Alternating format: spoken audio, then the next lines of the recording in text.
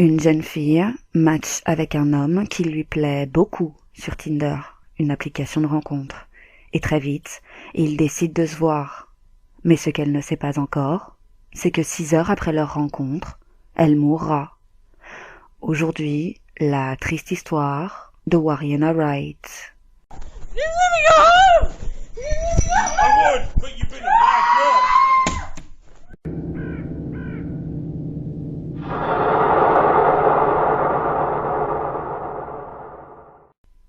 La victime, Warriena Wright, 26 ans, originaire de Nouvelle-Zélande, travaillait dans un centre d'appel. Elle est décrite comme aimante et maternelle, véritable amoureuse des animaux. Elle était passionnée de photographie, de dessin et affectionnait tout particulièrement les théories du complot. Elle détestait les injustices, aimait Hello Kitty, Dragon Ball Z et faire de bonnes affaires sur eBay. En somme, c'était une fille comme les autres. Et l'été de l'année 2014, elle s'envole pour l'Australie afin d'assister à un mariage et de profiter de 2 semaines de vacances. Elle s'est connectée sur Tinder, une application de rencontre, la flèche de Cupidon des temps modernes, et a matché avec un homme de 28 ans, un certain Gable Toasty.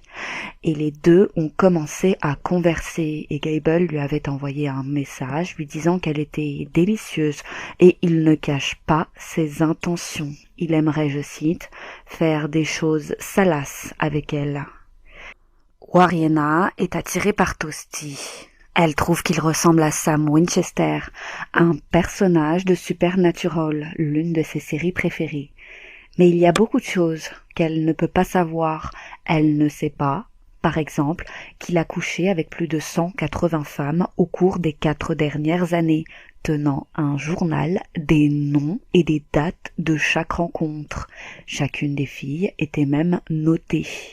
Et elle ne peut pas non plus savoir qu'il est obsédé par l'enregistrement de ses sorties nocturnes.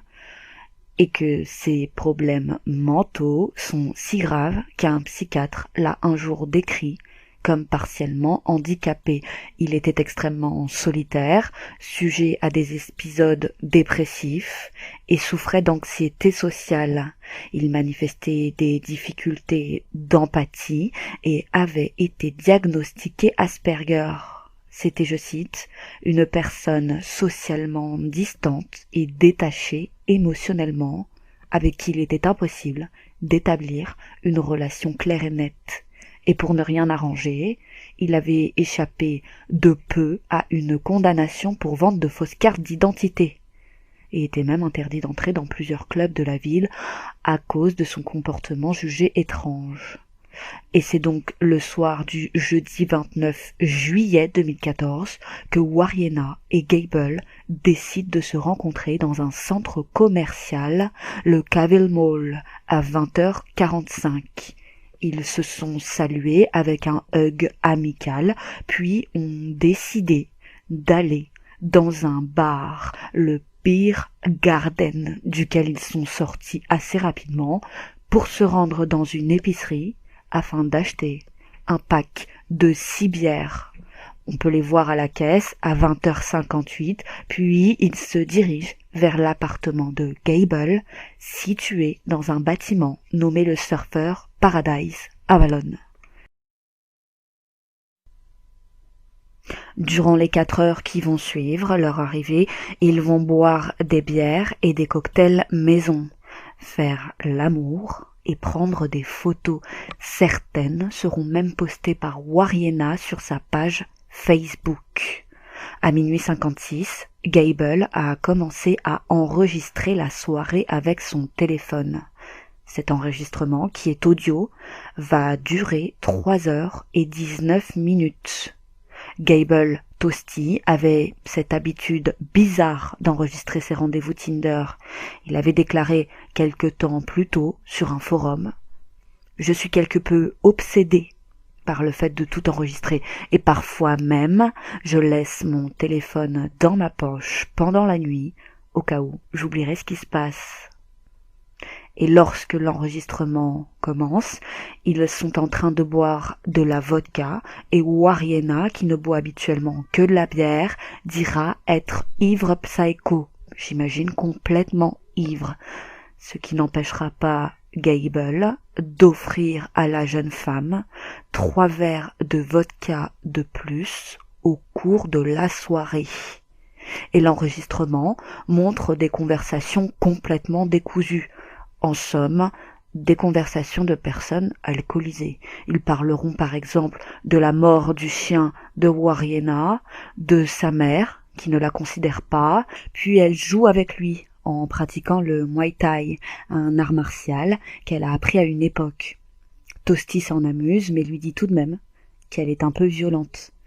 Puis petit à petit, la tension monte entre les deux car Wariena s'amuse à frapper régulièrement Gable Toasty et sans raison apparente. Elle se justifie en disant qu'elle tape souvent les gens. On entend crier Toasty plusieurs fois et si au début il prend les choses à la rigolade comme un petit jeu érotique, progressivement Wariena commence à devenir incohérente. Elle criera par exemple Forrest Gump plusieurs fois sans raison apparente. Elle dira aussi être un ninja. À 1h35, soit une demi-heure après le début de l'enregistrement, Wariena est complètement ivre. Et elle entre dans une colère noire car elle veut partir, mais elle ne trouve pas son téléphone. Elle pense alors que Toasty veut la voler et elle le menace. Shit. Do you want me to ring it? Yeah, I'd love you to fucking ring it. What's the number? I'll find it. There's ton of your stuff right here. Hey, look. I didn't say you have to leave. I just said stop beating me up. Let's go. Is this serious? No, it's there next to the bed. Where? Where? There. Where? Are you gonna fucking Right there. tie me? Look. Because I will No. I will fucking destroy your jaw. It's not fucking funny. Call them with what? I thought you lost your phone. Exactly. So how are you going to call anyone without your You phone? stole my fucking phone. I didn't touch your goddamn phone. You guys fucking stole my shit. Shit, I should So that's why never... I'm fucking calling them. should have never given you so much to drink. I thought we were going to have fun. Well, where's my shit? Where's your Where's phone? my shit? What's your phone number? I'll Go have it. 100 fucking psycho bitch. Fucking. I don't deserve this shit, alright? I'm a nice fucking guy. Ah, yeah. That fucking guy was a little nothing. Après cela, les choses s'apaisent d'un coup. Puis, encore une demi-heure plus tard, à 2h10 du matin, il y a de nouveau une lutte et Wariena crie « Ça m'a vraiment fait mal au vagin ». Toasty rit, puis elle lui jette des cailloux décoratifs et on entend Toasty crier à plusieurs reprises. I don't understand. Oh! What? I don't understand, Dick. Alright, I'll bow down. Oh! À 2h12, elle l'appelle Sam Winchester et Toasty promet de faire ce qu'elle veut. Il lui dit « Sexuellement, je serai ton esclave ». Puis s'ensuit une nouvelle lutte où Wariena oblige Toasty à s'incliner. Puis c'est à ce moment, alors qu'il est certes agacé mais toujours poli, que Gable Toasty s'énerve. Sa voix devient menaçante. Vous savez, ces voix douces mais effrayantes de certains personnages dans les films d'horreur. Comme on entend Wariena manquer d'air, le procureur pensera qu'il est probable qu'à ce moment, Gable maintenait Wariena au sol, le visage plaqué justement contre le sol, probablement un tapis, l'empêchant de respirer. Alright. No, that's not.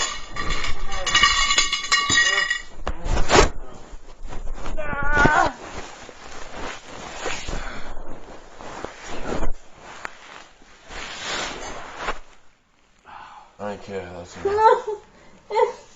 It's really fucking. Alright, that's enough. That is more than enough. No. This is.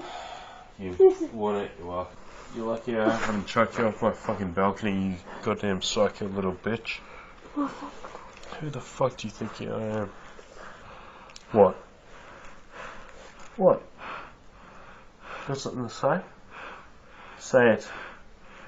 Yeah. Say it. What?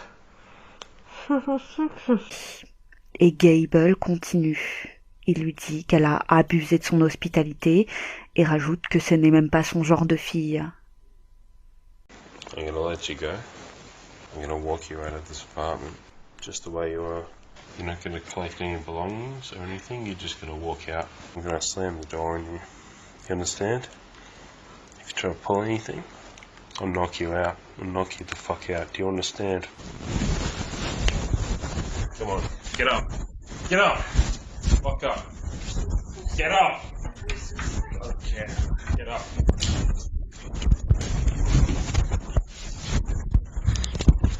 You don't understand, do you? Il y a de nouveau une lutte et Warriena semble effrayée et s'excuse tant bien que mal auprès de Gable. Elle le supplie en suffoquant de la laisser rentrer chez elle. Et c'est à ce moment qu'elle essaye d'agripper un objet pour se défendre. Toasty dira que c'était un télescope.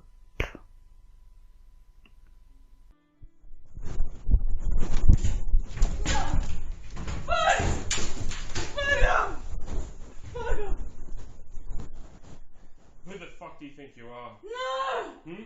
No. No. You're No. trying to kill me, huh? No. Why'd you try to hit me with that? No. Huh? No. No.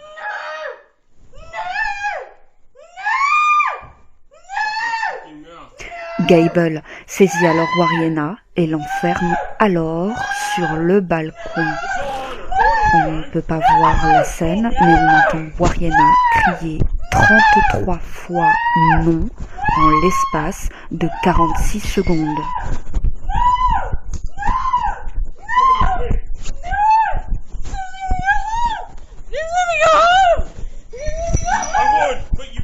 Et très vite alertés par le bruit, des voisins verront Warriena se tenir debout sur le balcon, crier qu'elle veut rentrer chez elle. Le voisin du dessous assistera à la scène impuissant alors qu'il voit ses pieds dépassés. Il lui crie de retourner à l'intérieur car c'est trop dangereux ce qu'elle essaye de faire. Et il explique avoir vu son corps se raidir, puis l'avoir vu glisser et tomber dans le vide.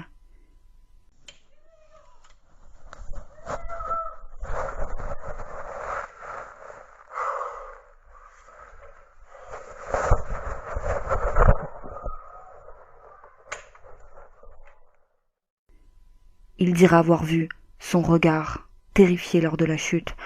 Il dira que ce regard le suivra toute sa vie et que jamais il ne pourra l'oublier. Warriena tombera 25 secondes après que Gable l'ait enfermée sur le balcon. Et elle tombera 14 étages plus bas avant de mourir sur le coup à 2h21 du matin. Et la première réaction de Toasty ne sera pas de contacter les autorités ou les secours. C'est la voisine du dessous, une autre, qui verra juste les jambes de Warriena dans le vide qui le fera. Toasty, lui, appellera son avocat exactement 35 secondes après la chute, avocat qui ne décrochera pas. Puis, alors que l'enregistrement est toujours en cours, Toasty emprunte l'ascenseur et quand il voit les secours, afin de les éviter, il sort par le parking et va se promener 3/4 d'heure dans le quartier, s'achetant même une pizza. Il tentera de contacter Warriena sur son téléphone avant de se rendre compte, dira-t-il, que celui-ci était dans sa poche. Ce détail d'ailleurs fera penser certains que Warriena avait peut-être raison de penser qu'il voulait la voler, ou alors la provoquer, ou bien encore la retenir dans son appartement alors qu'elle voulait partir. Gable finit par contacter son père pour lui dire, je cite, qu'il se pourrait bien qu'il soit dans une situation difficile. Gable Tosti sera plus tard inculpé et dans l'attente de son jugement, il est libéré sous caution avec l'interdiction formelle d'utiliser les applications de rencontre. Tosti niera avoir étranglé Wariena durant les 45 secondes ou même tenté de l'étrangler. Son avocat dira même que son idée était de mettre une barrière entre les deux.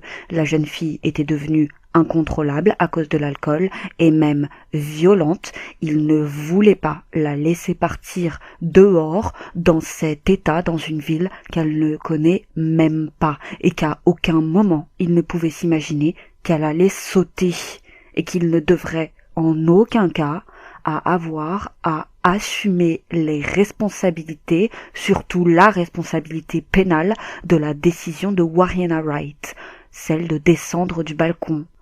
Mais pour l'accusation, c'est une autre histoire. Gable ne l'a pas laissé partir. Il semble l'avoir plaqué avec force, entravant sa respiration un long moment, malgré les supplications de Wariena de la laisser partir, et avec sa carrure imposante, il a effrayé Wariena lorsqu'il l'a menacée et enfermée sur le balcon. Alors qu'elle était psychologiquement débordée, elle était justement si effrayée qu'elle a alors tenté de s'échapper en escaladant le balcon, tombant mortellement et rendant ainsi l'accusé responsable de sa mort. Après 4 jours de délibération, le jury se dit incapable de prendre une décision unanime, ce à quoi le juge répond « Continuez d'essayer ». Et finalement, le jury a déclaré Gable Tosti non coupable d'homicide volontaire et c'est libre qu'il a quitté la cour de Brisbane. Le père de Wariena dira qu'un avocat avait pris contact avec lui afin de lui proposer de réviser l'affaire, mais cela ne l'a pas intéressé. Il a dit qu'il était temps pour la famille de laisser tomber, de passer à autre chose, car, au bout du compte, rien ne la ramènera. Et maintenant son autre fille est sa priorité. Mais ce n'est pas tout.